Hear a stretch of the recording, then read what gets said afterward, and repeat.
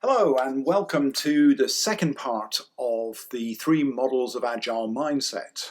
Part 2 because this is the second model I share and because there are of course more than one model of Agile Mindset out there. Today I'm going to talk about the second model clearly, but before I do we'll start with a competition. Here's a little quote for you, because what I'm doing is I'm putting these models in the context of Agile culture and how leaders can start to get more of an agile culture within their organization by focusing on agile mindset. So here we go. Here's the next quote, and see if you know who wrote this one. The only thing of real importance that leaders do is to create and manage culture. If you do not manage culture, it manages you, and you may not even be aware of the extent to which it's happening. So who said this? Well, it's one of my favorite authors, Edgar Schein.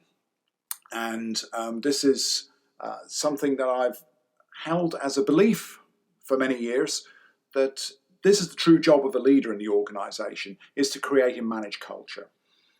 This is why, if we're looking at doing agile transformation in any organization, as I've gone on to talk about many times in my book and in a bunch of other places, is that the leaders are the ones who that hold the model of the culture up for the organization.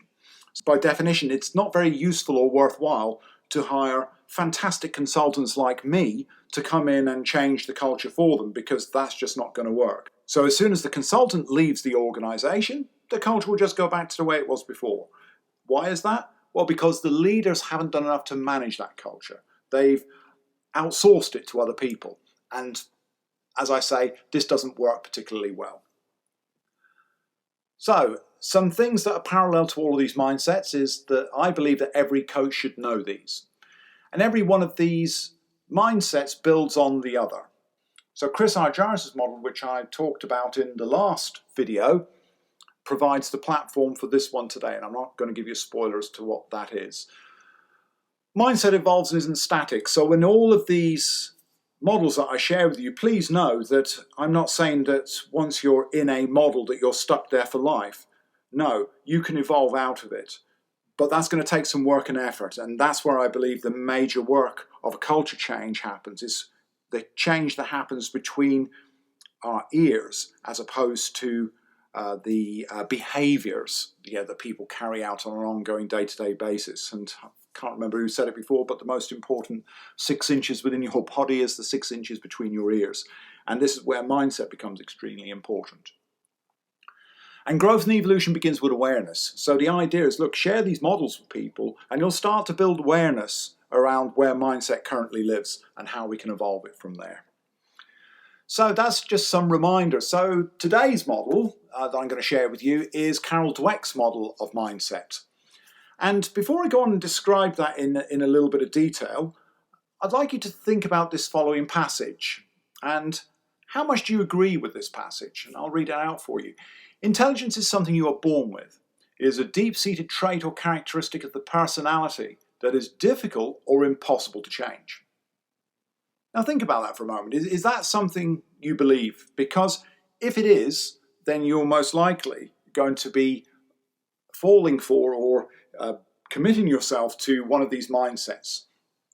And the 2 mindsets that Carol Dweck talks about in her awesome books, and I really do recommend, if you haven't read these already, they are very much worthwhile reading. The one on the left there, Self Theories, is the more academic type book, which talks about the experiments she set up and the research that she did, which was mostly based with school children and young adults. The Mindset book is also a very interesting read, and it provides some real factual day-to-day experiences, and I'll share a couple of things from that book today in this presentation. But the Mindset book there is one which is the sort of thing that you could read on an airplane and dip in, dip out and be entertained by it, whereas Self Theory is a bit more, as I say, academic, but a very, very useful book. But in these books, she talks about the 2 types of mindset: the entity mindset, which is the fixed mindset, and the growth mindset, incremental mindset, or as you might say, the agile mindset. Now, entity mindset is fixed, And this is because there is a belief with people who have this mindset that you're born with a certain amount of intelligence, and that intelligence is something that you can't really change. It's fixed, hence the idea that it's an entity. There's only a certain amount of it that you have. You can only reach a certain amount of intelligence in your life, and that's it. You're done. Versus the growth mindset, which is incremental, and the wonderful word that all of us Agilists know, the idea of being incremental, the idea that you can build on past successes and grow further from where you are right now. This is why many, many years ago, I tried studying physics, and it was, for me at that point in time in my life, it was rather beyond me. But I'm enjoying now the abilities that more mature years that I have of looking at things like quantum physics, which I find absolutely fascinating. So hence, yeah, the idea that you can stay stuck with a certain amount of intelligence in your life is just a bit of a myth and a fallacy. However, it's the very thing that people believe, and we'll talk a little bit more about that. So let's talk about the big reason why I think this model is important. And we've got here this idea, this notion of the dirty four-letter F word. Now, do you know what the dirty four-letter F word is in every organisation? Yes, it's the word fail. People don't like that word. I certainly know that in organisations, leaders are rather averse to it. They don't want to consider failure. Failure has certain meanings and connotations because this is, if you like, an indicator for how agile individuals are, certainly from their thinking and then from their behaviour. So this word can extend then to this idea, this notion of failure. So how do people cope with failure? This is the big indicator, as I said earlier, on how agile a person is. Because if they respond positively to failure and have certain beliefs around failure, then they're most likely to be far more resilient and react better to challenges that come up for them within the organisation. Because I can guarantee you, if you're out there thinking or considering about doing an agile transformation and changing a culture in an organisation to be more agile, I can promise you that there are going to be some challenges. And therefore, what you really want from your leadership team as they embrace and embark on this road towards agility is their ability to be able to be resilient and react well to failure. Because if they don't, then this is all going to fall apart and not be very, very useful for the organisation. And as I say in my book, this is why there's quite a lot of misconception about what we mean by agile. Agile being a process versus organisational agility or business agility, the idea that it's the organisation itself that can respond better to change rather than just running agile processes. We're still talking about organisational agility, we're talking about organisational culture and the ability for organisations and businesses to respond well to change and to meet the challenges that come up on a day-to-day basis. So therefore, this is at the basis of organisational agility, is how we respond to failure. And this is why I go into some time to talk about that. So let's talk in a little bit more detail now about the two different sorts of mindset. The entity, the fixed mindset, versus the incremental or growth mindset or agile mindset. Entity mindset. So look, people who believe that intelligence is a fixed quantity tend to want to demonstrate how smart they are. Now, as I go through these things, I'm sure you will notice or you will call to mind some people in your organisations. I know that I certainly have. As a consultant who goes into many different types of organisations, large, medium and small, all different sectors, I can promise you there is always a wide variance of people. But there's always going to be these people who have this entity mindset, this fixed mindset. Now, it's probably worthwhile just to wave a little flag right now, just to say to you that quite often people aren't one or the other, because they might actually find that there's a bit of context around where in some places they might have an entity mindset, in other places they might have a growth mindset. So don't ever expect that people are just going to be one or the other. There might be a bit of a mix within them. However, what we're talking about here is the context of delivering organisational change. And it's in that context where you want to have people with the growth mindset rather than people with the entity mindset. So as you read down through these list of attributes, if you like, for people who have an entity mindset, they want to demonstrate how smart they are. I use an expression, and please forgive me if to some of you listening out there that this is a rather a cursey type word, but the whole thing about playing pissing contests, wanting to demonstrate how much better you are than somebody else. Games of one-upmanship, we call it in TA theory. These sorts of people also, as well, avoid situations or people where other people may be smarter than them. So in which case, it's interesting. I go into organisations and I quite often go in there, in fact, I'll always go in there with an open mindset and an open heart in asking people to embrace the changes that are coming up.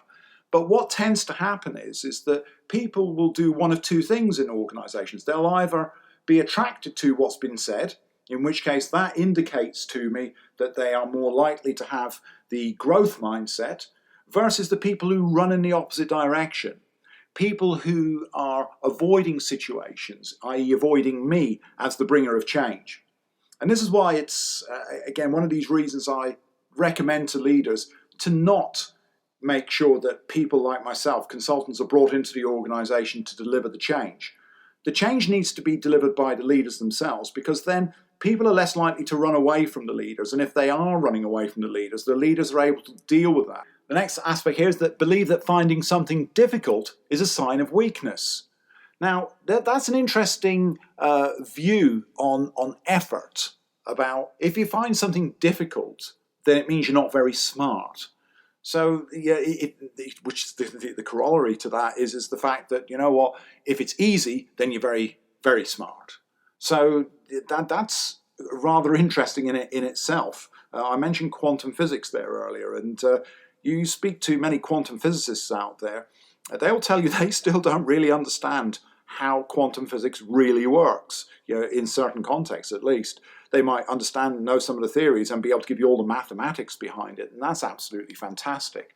However, difficulty, or finding something difficult, isn't a sign of talent. In fact, talent can be viewed as something else entirely. And again, there is a bit of a pervasive attitude out there about hiring talent, which means what? If you're going to hire talent into your organisation, you want to bring the best people into your organisation, which means what? Does that mean you hire the people who can do things easier, or who are able to perform better on certain tasks than other people? Because this may or may not be a strong indicator of whether these people are talented or not. Certainly from my perspective, it's the person who maybe responds to the idea that difficulties or challenges are a path to mastery, as opposed to something that's a sign of weakness. That if you can't do something, straight off from the bat, then you're not as good as someone else. So interesting beliefs that surround this particular area. And people with an entity mindset shy away from mastery as it involves hard work. Now, I've put hard in commas there because that's a word I come across in organisations all the time. And hard, as I bang my desk here, see, the desk is hard, but what we're actually really talking about here is difficulty. People just don't like difficulty. Well, sorry, that's a bit of a generalisation. Some people do like difficulty. In fact, for me, when I go into organisations, if I don't come across difficulty, then I'm really asking myself, what's going on here? What's wrong? What's not happening? So that I'm starting to believe that maybe something is rather amiss. If there's not some form of difficulty involved. So in which case, people with this entity mindset don't want hard work, because quite often, if we go back to the first point up there, hard work will say something about who they are. If they're finding it hard or difficult, then this reflects on them and maybe proves them to not be very smart, which, of course, is a bit of a fallacy. But again, this is the mindset that people hold. Not all people, but some people. So talking a little bit more about the idea that people demonstrate how smart they are, they will value performance goals over learning goals. So the idea, if you know it already, means you're smarter. And this is why sometimes in organizations you can be very curious and interested that when you're asking leaders to learn, for some leaders, this might be a very shaming exercise because it demonstrates what they don't know. And in a room full of other smart people, smart inverted commas, in a room full of other smart people, you don't want to start showing up how much you don't know. So therefore, learning in a group of other smart people who you might believe are threats to your intelligence or threats to your way of thinking or your way of life or your promotion or anything else like that, that's actually not going to be accepted rather well. So hence, people prefer to demonstrate how good they are by, say, getting, if we use an example here, because Dweck, as I say, uses students as her research basis. And quite often it's more important to get an A in French than it is to be able to speak French. Yeah. So it's interesting in that regard. It's the grade which is more important because, hey, if I'm top of the class, that verifies me as being the smartest person, as opposed to being able to go out and hold a conversation, with someone in French. Does it mean that the person who has the A in French has also the confidence to be able to go out and hold a worthwhile conversation with someone in French? Maybe, maybe not. And going back to the point on avoiding situations or people where other people may be smarter than them, this quite often leads to a lot of defensive behaviours. And as I said earlier, these behaviours are indicators to someone like myself who comes into an organisation with the label of psychologist and looks at how people are behaving, how people are thinking, and how they are grappling with or making contact with the changes that they're expected to carry out. And if I'm noticing a lot of defensive behaviours, that's an indicator for me, and that's a sort of a little alarm bell, which will lead me to believe that, look, maybe people have got more of this fixed mindset as opposed to the growth mindset, which is what we're really looking for. So let's talk a little bit about growth and incremental mindset. And these are the people who believe that intelligence is a malleable quality, and they view the goal of learning in itself as important. They value more learning goals than they do performance goals. Now, it's not to say that they don't have performance goals.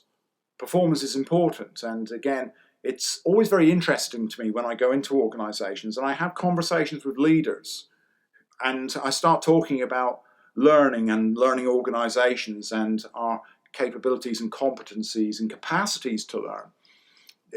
I get sort of short shrift from certain leaders who seem to denigrate that and think that actually, no, it's all about performance. We want to be number one. We've got to beat the competition. But it's this principle of obliquity, which I'm quite a fan of. Again, helping many people in organisations, I look at all the different goals that they're wanting to achieve. And if I can find a goal which helps them to look at learning as a central and core thing, or maybe building awareness around certain things, quite often I might not need to change what might be considered by others or by the individual who's coming to coaching the problem behaviour. Because sometimes if we approach the problem behaviour head on, i.e. look at where there is much resistance, then if we start to push against resistance, surprise, surprise, we get more resistant. The people who have this incremental mindset as well view adversity in a different way. They become mastery oriented and see the problem as something to overcome. So look, here's a sort of a summary then of a comparison between an entity mindset and a growth mindset. And I'll leave this up here for a moment or two as I talk through a few of these points, but it's worthwhile considering all of them.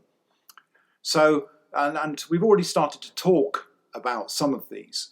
Entity, you can rattle through these fixed abilities. Your talent is fixed, you can't change it. They tend to avoid challenge, they avoid risk and failure. If I have to try and put effort in, I'm not talented. They tend towards victimhood and will display patterns of hopeless, helpless, worthless behaviours.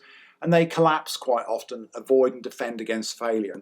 But the growth mindset, on the other hand, abilities grow like muscles. People love challenges. They recognise that learning comes from failure.